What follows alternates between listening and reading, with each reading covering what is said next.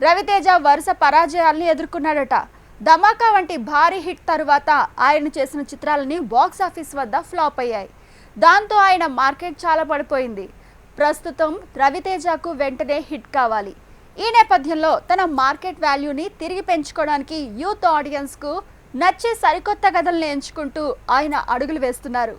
రవితేజ తన ఇమేజ్కి భిన్నంగా శివ నిర్వాణ దర్శకత్వంలో ఇరుముడి అనే చిత్రాన్ని చేస్తున్నారు.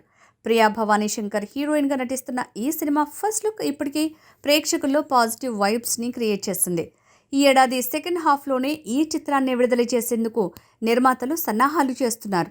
ఈ వైవిధ్యమైన ప్రయత్నంతో ఎలాగైనా సక్సెస్ ట్రాక్ ఎక్కాలని రవితేజ గట్టి పట్టుదలతో ఉన్నారు. సరిపోదా శనివారం ఫేమ్ వివేక్ ఆత్రేయతో రవితేజ తన తదుపరి ప్రాజెక్టుని ఖరారు చేశారు.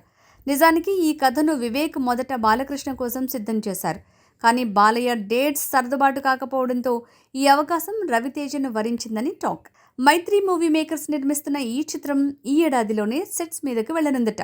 వివేక్ ఆత్రేయ మేకింగ్, రవితేజ ఎనర్జీ తోడైతే బాక్స్ ఆఫీస్ వద్ద మాస్ మహారాజా మళ్లీ తన సత్తా చాటడం ఖాయంగా కనిపిస్తోంది.